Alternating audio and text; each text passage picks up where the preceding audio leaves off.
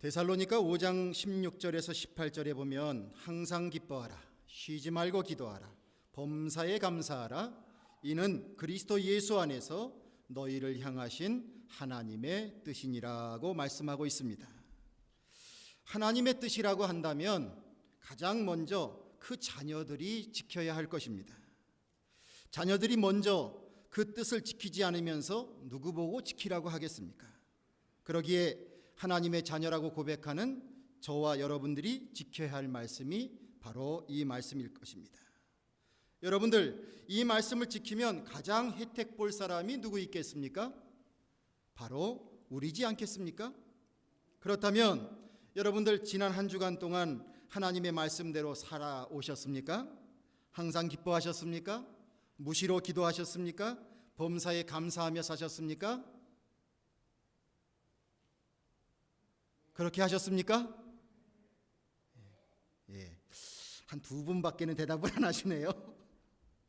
여러분들, 만약에 그렇게 사셨다면 그런 분은 이미 충만한 복을 받고 사신 것입니다. 그런데 사실 이 말씀이 세상적으로 생각하면 전혀 불가능한 일 같아요. 왜냐하면 인생사는 세옹지마와 같고 호사다마 같은 현상이 너무 많기 때문입니다. 이 너무 완벽해서 늘 기뻐하고 감사할 만하다, 이보다 더 좋을 수는 없다, 꼭 이렇게 말할 수만은 없다는 거죠. 여러분도 저도 다 경험을 하셨을 테지만 좋은 일과 나쁜 일이 교차될 때가 너무나 많습니다. 지질이 고생을 하다가 이제 좀 살만하면 병이 나서 죽게 되는 사람들이 얼마나 많습니까? 저도 어머니가 별세하셨을 때 그동안 고생을 참 많이 하시다가 이제 좀 편안하게 사실 때가 됐는데 돌아가시게 되는 것 같아서 몹시 속상했어요. 그리고 억울한 마음도 있었어요. 또 한편으로는 죄송한 마음도 있었어요. 지금까지도 문득 어머니 생각이 나면 왜 내가 그때 그렇게 하지 않았을까, 이런 후회되는 마음이 많이 있습니다. 정작 장례식을 할 때에는 눈물 한 방울이 나오지 않았는데 다 장례식을 마치고 그리고 이제 조객들이 식사를 하러 내려갔는데 차마 그 묘지에서 발길이 떨어지질 않았습니다.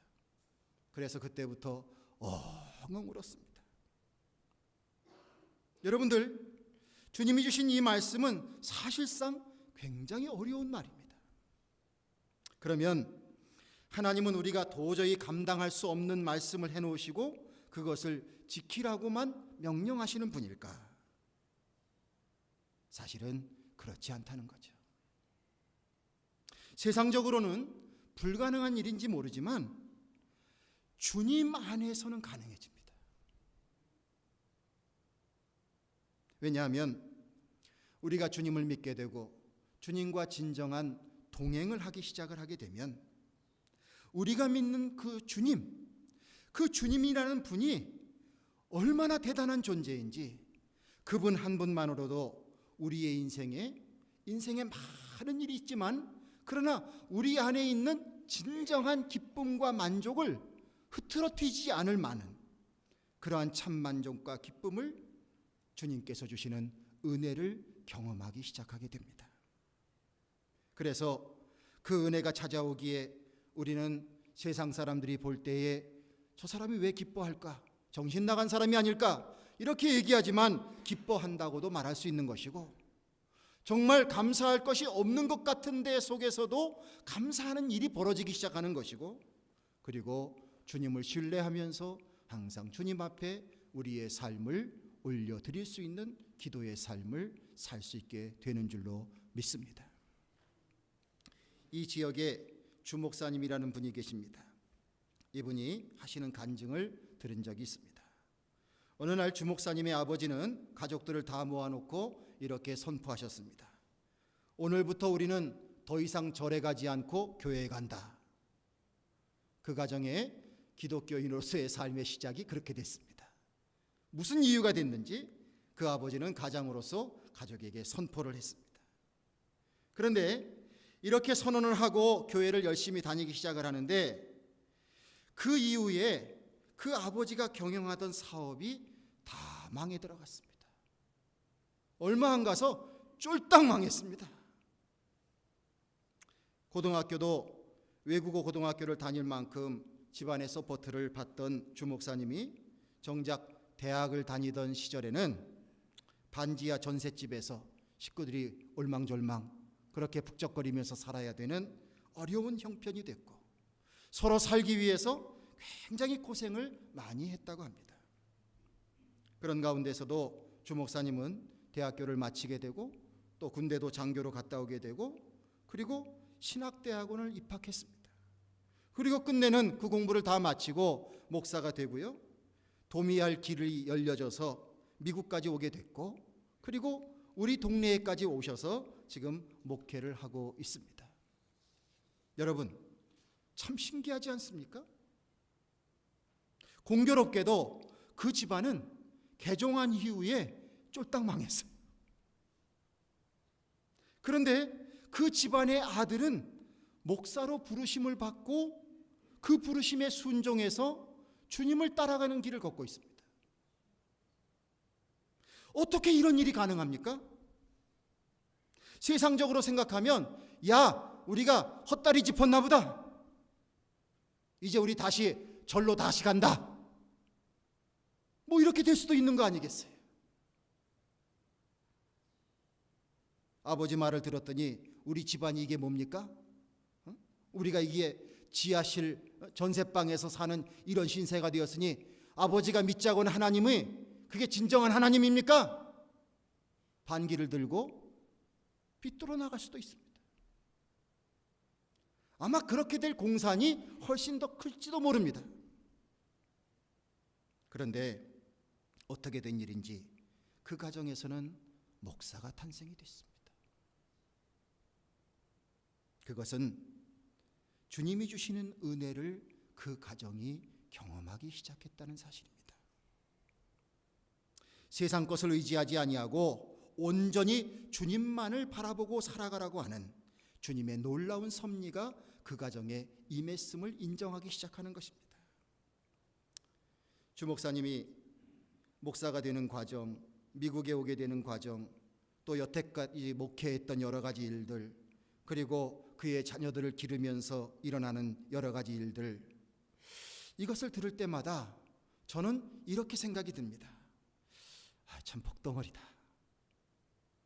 그 주목사님을 바라다 볼 때마다 제 마음속에는 참 복덩어리 같은 생각이 들어요. 하나님의 형통이 그와 함께하고 있는 것을 느낄 수 있는 사건들이 수없이 많습니다. 만약에 사업을 잘하는 아버지가 자기의 뒤를 대어줬으면 아버지 덕에 이만큼 됐다고 말할 것입니다. 그러나 하나님께서는 그 가정의 믿음의 역사를 써가시는데 모든 것을 거의 제로로 만드셨습니다. 제로로 만드는 가운데 목사를 만들어내시고 그 목사를 통해서 하나님을 섬기게 하시고 그 하나님을 섬기는 과정 속에 놀라운 아름다운 일들을 부어주기 시작합니다. 그래서 하나님의 살아계심을 알게 하고 있습니다. 저는 주 목사님께 이렇게 격려했습니다. 목사님의 이 간증을 듣는 많은 사람들이 허탈했어요. 우리 집이 다 망했습니다. 그리고 디엔드예요. 근데 저는 이렇게 얘기했습니다.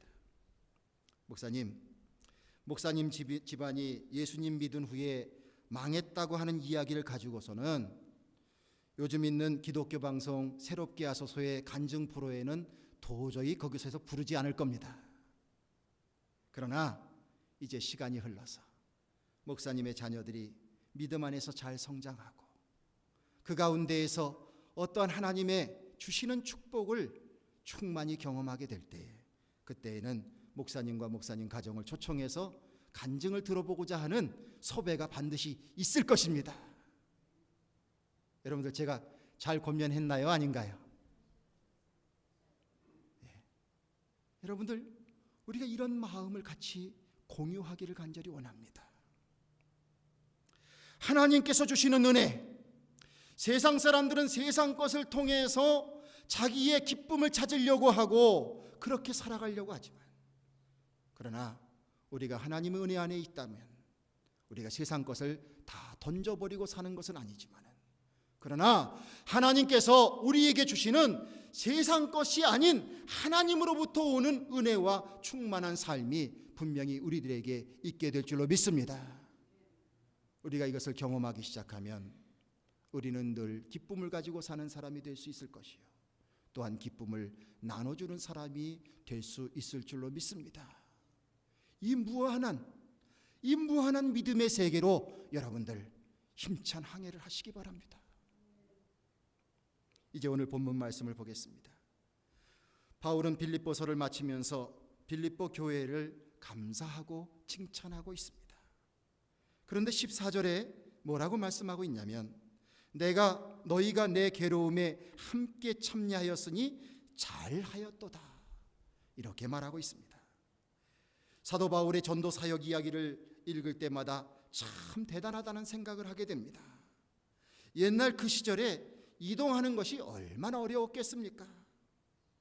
먹고 자는 것은 얼마나 불편했겠습니까? 바울을 반대하는 사람들의 회방은 얼마나 심했겠습니까? 그냥 매도 맞고 돌도 맞고 죽을 뻔했던 일들이 한두 번이 아닙니다.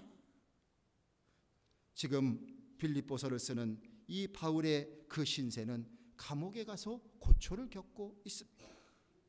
그러니 정신적으로, 육체적으로, 물질적으로 어려운 것이 사실입니다. 최선을 다해서 열심을 다했겠지만은 때때로 그도 인간인지라 얼마나 좌절의 순간이 많았겠습니까? 그 좌절의 순간에서 믿음으로 딛고 일어서고 또 일어서서 주님의 사명을 감당한 것이지요. 여러분들, 이거는 웃지 못할 일인데요, 옛날에 이런 생각들을 갖고 있었다고 합니다. 백인들이 흑인들을 노예로 잡아올 때 흑인들은 고통을 느끼지 않는다, 이런 착각을 가졌대요. 그래서 정말 가혹한 환경 속에서 그들을 마치 짐승처럼 해가지고 데려왔고요, 그리고서도 죄책감을 느끼지 않는 거예요. 흑인들은 고통을 느끼지 않는다. 여러분들, 옛날 이야기할 때 옛날 사람들이라고 우리보다 고통을 덜 느꼈겠습니까? 우리만 더 고통을 잘 느낄 줄 알고 더 센서티브하고 옛날 사람들은 다 무덤덤했을까요? 결코 그렇지 않죠. 얼마나 많은 고초가 있겠습니까? 그런데 이러한 가운데에서 주님의 복음을 전하고 있는데, 빌립보 교회가 바울의 전도의 초기 시절에 그를 후원하기 위해서 애를 썼다고 말씀하고 있습니다. 너희가 내 괴로움에 참여하였으니, 괴로움에 참여하였다. 참으로 힘든 그 고통의 순간에 같이 하기 위해서 애를 썼다는 거예요. 물론 기도했겠죠. 그리고 더불어서 마음을 모아서 헌금을 보내게 됩니다. 이 협력이 바울에게는 큰 기쁨이 되는 것입니다. 그리고 참 소중하고 고마운 존재가 되는 것입니다. 그리고 빌립보 교회는 바울의 전도의 귀한 믿음의 열매가 되는 것입니다. 성도 여러분, 저는 이 빌립보 교회의 모습이 바로 우리 교회의 모습, 그리고 저와 여러분들의 모습이 되어야 된다고 믿습니다. 우리 모두 축복받는 사람이 되길 바라요. 그런데 그 받는 복을 가지고 어느 누구에겐가 정말로 소중한 도움을 주는 사람들이 되고자 하자는 겁니다. 도움을 받는 사람은 자칫 잘못하면 그것이 습관이 될 수 있습니다. 그러나 우리가 주님을 제대로 믿는다면 우리의 믿음이 성장해서 하나님이 주시는 축복을 누리며 그 은혜 안에서 누군가에게 도움을 줄 수 있는 이러한 교회와 우리들의 모습이 된다면 이것이 참 그리스도인다운 모습일 것입니다. 우리 연합감리교회는 커넥셔널리즘을 연대주의라고 하죠. 굉장히 강조하고 지향하고 있습니다. 그래서 다른 교단에 비해서 선교 분담금을 많이 납부를 합니다. 그러나 이것으로 서로 함께 돕는 것입니다. 개교회마다 개교회주의가 아니라 서로 함께 연대해서 하나님의 나라 성장을 위하여서 서로 부담을 지고 돕고 하는 것입니다. 우리도 교회의 역사상 많은 도움을 받았습니다. 우리가 이런 아름다운 프로퍼티를 갖게 될 때도 연회에서 4분의 1을 우리 교회를 도와줬어요. 그런 도움을 받았어요. 그런데 우리가 이 도움을 받는 것에서 머물러 있지 아니하고 더욱더 믿음의 열심을 가지고 우리도 함께 돕는 자들이 되어야 될 줄로 믿습니다. 우리가 기도하고 후원하고자 하는 선교사님들을 향하여서 열심을 다해서 우리가 사랑을 나눠야 될 것입니다. 협력교회들을 위해서도 그런 마음을 가져야 될 것입니다. 교단도 역시 마찬가지입니다. 우리의 사명을 잘 감당해서 우리가 드려지는 그 귀한 선교 분담금이 정말 필요한 것에 쓰여질 수 있도록 그렇게 돕는 그런 모습이 될 때 우리는 비로소 성숙한 교회가 되는 것이요, 또한 하나님의 축복을 누리는 자들이 되게 될 줄로 믿습니다. 주님께서 주신 말씀 가운데 우리가 귀담아야 될 것이 있습니다. 물질이 있는 곳에 우리의 마음이 있다고 그랬어요. 그 돈 실제로 하지도 않으면서 그렇게 폄하하는 경우가 있는데요. 사실 돈이 얼마나 귀합니까? 누가 나에게 음식을 한번 사주어도 그것도 귀한 것입니다. 왜냐하면 음식을 직접 해줄 수 있는 능력이 없거나 시간이 없을 수 있지만, 그러나 그 돈을 소유하기 위해서 얼마나 많은 땀을 흘렸습니까? 그러기에 그 돈으로 나에게 뭘 음식을 한번 사주면 이것도 굉장히 귀한 정성입니다. 그래서 고마워야 됩니다. 우리가 그렇게 생각할 수 있는 것처럼 물질이 있는 곳에 마음이 있지요. 그러기 우리가 그런 마음으로 누군가를 도울 수 있다는 것이 얼마나 소중한 것입니까? 요한 웨슬리 목사님은 회개하지만 지갑이 회개를 해야 진정한 회개다, 이렇게 말도 했습니다. 성도 여러분, 하나님께서 우리와 함께하여 주셔서 우리를 축복의 통로로 만들어 주신다고 했으니까 우리가 그 믿음을 가지고요, 하나님께서 우리를 통하여서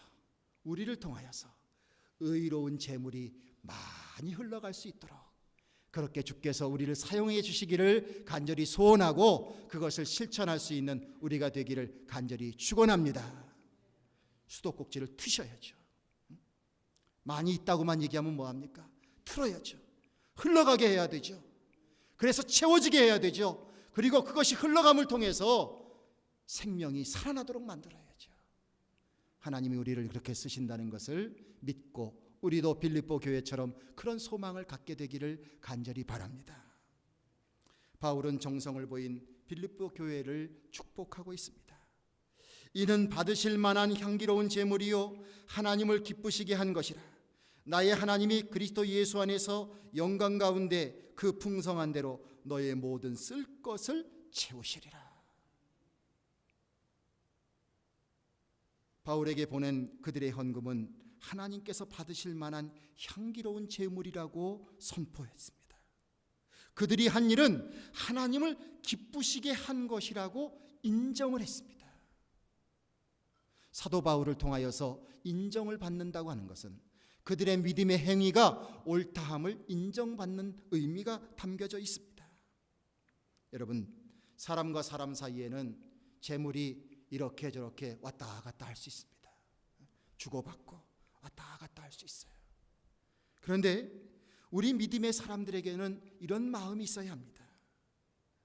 우리에게는 하나님께서 기뻐하실 만한 것으로, 하나님께서 받으실 만한 향기로운 제물로 드려지는 이 일이 가장 소중한 것이다. 사람 사이에 주고받고 이것보다도 더 중요한 것은 하나님께서 기뻐하실 만한 것으로, 하나님께서 정말로 받으실 만한 향기로운 제물로 드려지는 이 헌신이 우리의 삶에 얼마나 중요한가 하는 것을 우리가 깨닫고 그것을 믿는 믿음을 갖는 것이 우리에게 중요합니다. 어떤 사람들은 사람들에게 하는 것은 후하게 과분하게 잘합니다. 그러나 하나님께 하는 것을 주저하거나 인색한 경우가 많이 있습니다. 그 이유는 단 한 가지입니다. 하나님은 눈에 보이지 않거든요. 눈에 보이는 사람은 확실하거든요. 기브 앤 테이크라고 사람에게 잘하면 당장 나에게 좋은 일들도 많이 있거든요. 사람이 나이를 먹으면 먹을수록요, 아부하는 것을 알면서도 좋아하게 된대요. 그래서 결국은 그 사람을 들어 쓰게 된대요. 이런 이치를 우리가 잘 알거든요. 그렇기 때문에 사람에게 하는 것은 잘할 수 있습니다. 그러나 하나님께 드리는 것은 주저하게 됩니다. 정말 하나님이 나를 복 주실까? 정말 내가 하는 것이 하나님의 복을 받는 것일까? 우리에게 퀘스천 마크가 자꾸 생깁니다. 그러나 이것도 우리가 믿음으로 극복해야 될 것인 줄로 믿습니다. 하나님께 드린다고 사람에게 하지 말라는 것이 아닙니다. 하나님께 해야 될 것이 있고 또한 사람에게 해야 될 것이 있습니다. 보이지 아니하는 하나님을 우리가 지극정성으로 믿는 믿음 가운데 우리의 물질을 정성껏 드릴 수 있다면 눈에 보이는 사람에게도 당연히 잘할 수 있습니다.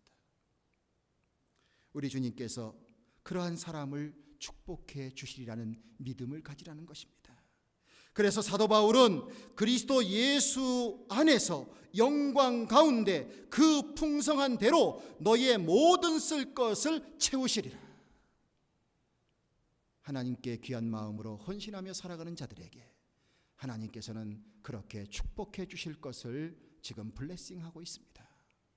여러분들 이러한 믿음의 세계로 걸어갈 수 있는 여러분들 되기를 주님의 이름으로 간절히 축원합니다. 하나님께서는 반드시 우리에게 형통의 은혜를 베풀어 주실 거예요. 20절 말씀에 하나님 곧 우리 아버지께 세세 무궁토록 영광을 돌릴지어다 아멘 이라고 권면을 했습니다. 이 말씀은 헌금을 드리는 일과 더불어 참 의미 있는 말씀입니다. 여러분 우리는 하나님의 피조물이라고 고백을 하며 삽니다. 저와 여러분들은 하나님께서 지어주신 하나님의 피조물이에요. 이것을 믿는 것이 우리들의 믿음이에요. 자, 이 말씀은 어떤 의미를 담고 있냐면요, 저와 여러분들 안에는 하나님의 형상이 들어있어요. 여러분들 자신이 여러분들을 어떤 존재로 기억하고 있을지 모르겠지만 우리는 하나님의 피조물입니다 라는 것을 고백하는 순간 하나님의 형상이 내 안에 있음을 고백하는 것이 됩니다. 하나님의 형상의 가장 대표적인 것은 무엇입니까? 하나님은 사랑의 근원이십니다. 그리고 하나님은 공의의 하나님이십니다.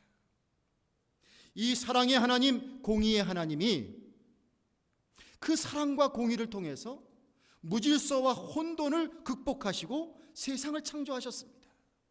그리고 이 사랑과 공의의 마음을 가지고 지금까지 역사하시고 그리고 우리에게 그것을 부어주십니다. 우리가 그 안에 살아가게 될 때에 자유와 평화와 행복을 맛볼 수 있게 됩니다.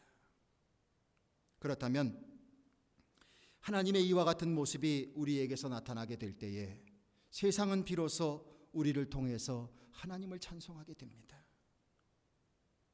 그러므로 우리는 철저하게 하나님께 영광을 돌리는 삶을 살려고 애써야 되는 거예요. 내 자신의 이름이 높여지는 것을 여러분들 추구하지 마십시오. 내 자신이 높아지려고 하면 대부분 추한 꼴을 보고 맙니다. 그러나 하나님의 이름을 높여드리면 주께서 우리와 함께 하심을 믿습니다. 어떤 모양이 됐든지 내 안에 있는 주님의 형상을 삶 속에서 구현해서 사람들에게 하나님의 영광을 올려드릴 수 있는 이런 삶이 우리가 걸어가야 될 삶이라고 하는 것을 기억하고 우리의 삶을 하루하루 살아가기를 간절히 바랍니다. 23절에서는 여러 성도들에게 안부를 물으면서 이런 말씀으로 마감을 짓고 있습니다. 주 예수 그리스도의 은혜가 너희에게 있을지어다. 주 예수 그리스도의 은혜가 너희에게 있을지어다. 자, 여러분들 성도님들과 함께 한번 인사하시면 좋겠습니다. 주님의 은혜가 성도님에게 함께 하시길 바랍니다. 할렐루야. 참 귀한 인사죠. 얼마나 귀한 인사인지 몰라요. 여러분들 예수 그리스도의 은혜가 여러분들과 함께 하시길 바랍니다. 충만하게 함께 하시길 바랍니다. 그런데 예수 그리스도의 은혜는 참 많죠. 그런데 그 많은 은혜 가운데 가장 큰 은혜는 무엇입니까? 바로 예수님이 우리를 위해서 죽어주심으로 말미암아 우리가 구원받은 백성이 되었다는 것입니다. 한번 여쭤보겠습니다. 늘 묻는 질문이지만 여러분들은 죄인입니까? 의인입니까? 다시 한번 묻겠습니다. 자, 여러분들은 죄인이십니까? 의인이십니까? 네. 뭐 아직도 조금 헷갈리죠? 네, 설명이 좀 필요하고요. 네. 자, 어떤 면으로 보더라도 죄인이라는 것을 벗어날 사람은 아무도 없습니다. 그런데 참 신기한 것은 예수 그리스도라는 분 때문에 우리가 감히 의롭다라는 말을 붙입니다. 의롭기에 천국을 사모할 수 있게 되었고, 의롭기에 구원받았음을 인정하게 되었고, 의롭기에 의로운 삶을 살아갈 수 있는 그 꿈을 꾸게 됩니다. 이런 마음으로 살아가는 것이 얼마나 우리에게 소중한지 몰라요. 예수 그리스도의 은혜, 그 은혜가 임하게 될 때에 우리에게는 이전과는 비교할 수 없는 복된 삶이 우리들에게 펼쳐진다는 것입니다. 빌립보서를 말씀하고 있는 바울의 생애를 우리가 잠시 한번 생각해 보십시오. 그는 유대인의 사회 속에서 율법을 잘 지키며 그것을 실천하며 누구보다도 열심히 있는 열심당으로서 바리새인으로서 최고의 학문을 공부하며 그렇게 세상에서 출세하고자 했습니다. 그러나 어느 날 예수님을 만나게 되었습니다. 그의 이름이 사울에서 바울로 변화되게 되었습니다. 우리가 잘은 모르지만 그가 열심을 내며 살던 사울의 인생으로 그가 끝냈던 것과 예수님을 만나서 바울로 변화되어 예수님 안에서 주님만을 위하여 모든 것을 배설물로 여기며 살아가게 되는 그의 인생과, 여러분들, 사울의 이름이 더 빛나는 것입니까? 바울의 이름이 더 빛나는 것입니까? 결국 바울의 이름이 더 빛나는 것 아닙니까? 예수님의 이름이 선포되는 곳마다 바울의 이름도 선포되는 거예요. 사람이 죽어서 이름을 남긴다고 했는데 이것보다 영화로운 것이 어디 있겠습니까? 예수님 안에서 그리스도의 은혜가 우리 안에 충만하게 될 때에 정말 우리의 삶은 귀한 인생으로 우리의 삶을 끝낼 수 있다는 사실이죠. 우리가 그러기에 기쁨과 감사의 삶을 살아가야 할 것입니다. 성도 여러분, 주님 안에서 기쁨과 감사로 살아가는 능력을 소유하는 우리 성도님들 되시기를 간절히 바랍니다. 시대가 영적으로 문란할수록 우리 하나님은 소돔과 고모라를 멸망시키시기 전에 마지막 10명의 의인을 찾으셨던 것처럼 저와 여러분들을 이 시대 속에 의인으로 세우시고 끝까지 남아 견디는 사람으로 우리를 찾고 계십니다. 이 말씀은 바로 무엇이냐면 저와 여러분들을 하나님의 마지막 기쁨으로 삼기 원하신다는 겁니다. 하나님께서 기뻐하실 마지막 존재가 바로 저와 여러분들이 되기를 간절히 원하십니다. 짧은 인생 속에서 어떻게 하다 보니까 미국까지 오게 되었습니다. 누가 시작했는지 모르지만 아메리칸 드림, 그것을 이루고 싶은 욕망이 여러분들 마음속에 있을지 모릅니다. 그러나 사실 우리에게 더 필요한 것이 있습니다. 영원한 하나님 나라를 향하여 살아가는 하나님의 백성으로서 우리는 천국 백성으로서의 꿈, 크리스찬 드림을 가져야 합니다. 그 크리스찬 드림 속에서 진정한 기쁨과 감사로 다른 사람들에게 행복을 전달할 수 있는 매개체가 되어야 할 것입니다.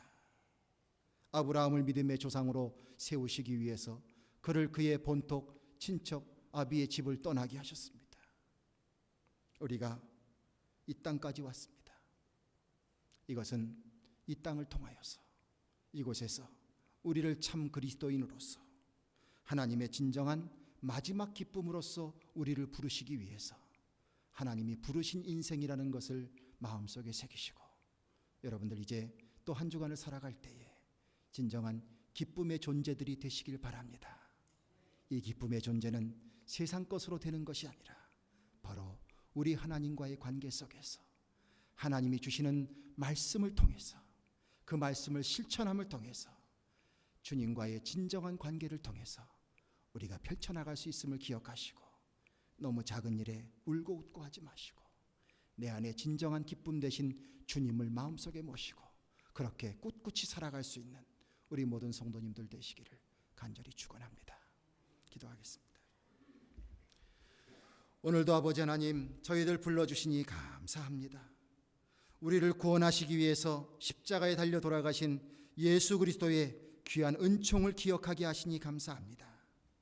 하나님이 우리를 얼마나 사랑하시고 우리를 얼마나 축복해 주시고 그 가운데 아름다운 교회를 이루시면서 우리를 복주시는지 아버지 하나님, 성경 말씀 속에 빌립보 교회의 귀한 예를 보면서 우리의 마음속에도 소원을 갖습니다. 아버지 하나님, 우리도 변화되게 하여 주셔서 어려운 때에, 진정으로 시험의 때에, 환난의 때에 정말로 역경 속에서 희망을 줄 수 있는 하나님의 귀한 자녀들 될 수 있도록 도와주시옵소서. 서로가 서로를 사랑으로 함께하게 하여 주시고 주님의 주시는 귀한 뜻을 통해서 정말 우리가 우리의 가정과 교회와 우리가 더불어 살아가는 이 사회 속에서 하나님의 귀한 사랑과 또 그 공의를 드러낼 수 있는 저희들의 삶이 될 수 있도록 주여 인도해 주시고 축복하여 주시옵소서. 이 모든 말씀 우리 주 예수 그리스도의 이름을 받들어 간절히 기도드리옵나이다. 아멘.